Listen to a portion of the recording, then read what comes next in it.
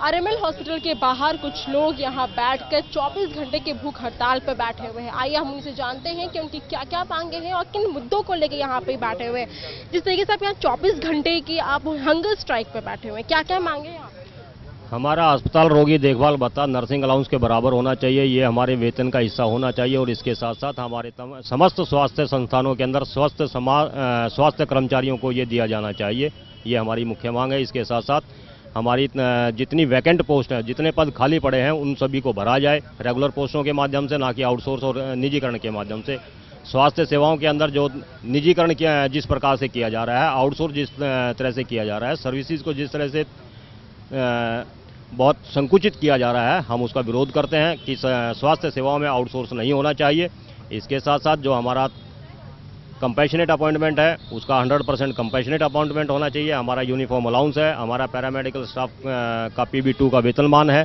इन सभी मांगों को लेकर हम पिछले 5 साल से लगातार स्वास्थ्य मंत्रालय को चेता रहे हैं, मगर स्वास्थ्य मंत्रालय हमारा एक ऐसा मंत्रालय है कि जिसकी कान पर जूं नहीं रेंगती। हमें ऐसा प्रतीत हो रहा है कि स्वास्थ्य मंत्रालय हमें धकेल रहा है कि जब तक हम हड़ताल ना करें, जब तक हम स्वास्थ्य सेवाओं को बाधित ना करें, तब तक वो हमसे बातचीत नहीं करेगा। तो आपकी इस भूख हंगर स्ट्राइक में कौन कौन से पोस्ट के लोग जो हैं यहाँ पे मौजूद हैं?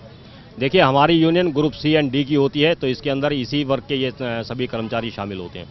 तो जिस तरह के पोस्ट जो खाली है, वैकेंट सीट्स हैं, तो कौन कौन से पोस्ट है जो खाली, जिनको भरने की मांग आप यहाँ कर रहे हैं? इसके अंदर हमारी तमाम पोस्टें हैं, जिसके अंदर प्रमोशनल पोस्ट भी हैं जो ग्रुप B के अंदर आती हैं, ग्रुप C के अंदर आती हैं, और अर्सवाइल ग्रुप D, क्योंकि पहले ग्रुप D था जो 6ठे वेतन आयोग के बाद इसको अपग्रेड करके ग्रुप C कहा गया।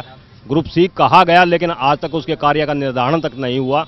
तो ये जितनी भी पोस्ट हमारी ड्यू टू रिटायरमेंट्स की वजह से खाली हुई हैं या जो नई क्रिएशन हुई है, वो पोस्टें आज तक हमारी बहुत मात्रा में खाली हैं।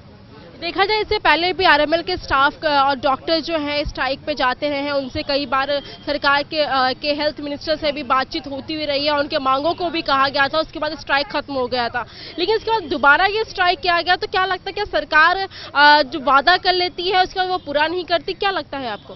नहीं, यहाँ एक बात तो साफ नजर आती है कि कहीं ना कहीं सरकार दोहरा रुख जरूर अपनाती है कि जब इस तरह का कोई मामला सामने आता है तो वो ये दिखाने के लिए कि हम लोकतांत्रिक सरकार है, बातचीत में विश्वास करते हैं, बातचीत करते हैं, लेकिन वायदे को पूरा नहीं करते। लेकिन यहाँ तो स्थिति बिल्कुल अजब है कि हम लगातार पिछले 5 साल से अपनी इन मांगों को लेकर सरकार को चेता रहे हैं, अपने भूख हड़ताल के माध्यम से, अपने धरने प्रदर्शन के माध्यम से, रैली के माध्यम से, लेकिन स्वास्थ्य मंत्रालय ने कोई ऐसा आपको क्या लगता है कि जिस तरीके से लगातार स्ट्राइक होते हुए रहे हैं और बातचीत भी होती रही, लेकिन अभी तक कोई रिजल्ट नहीं निकला, तो क्या इस बार हंगर स्ट्राइक से रिजल्ट निकल आएगा?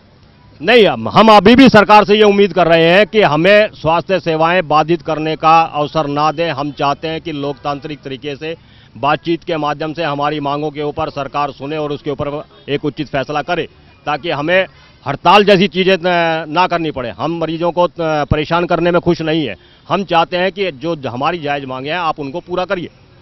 तो यहाँ मौजूद लोगों का कहना है कि जिस तरीके से सरकार वादे तो करती है, लेकिन उसके बाद जैसे इसको इम्प्लीमेंट नहीं किया जाता है, उन सब चीज़ों को, जैसे वादों को पूरा नहीं किया जाता है, उस चीज़ को लेकर ये यहाँ पर स्ट्राइक कर रहे हैं और ये उम्मीद लगा रहे हैं कि एक वक्त आएगा जब इनकी मांगों को सरकार सुनेगी।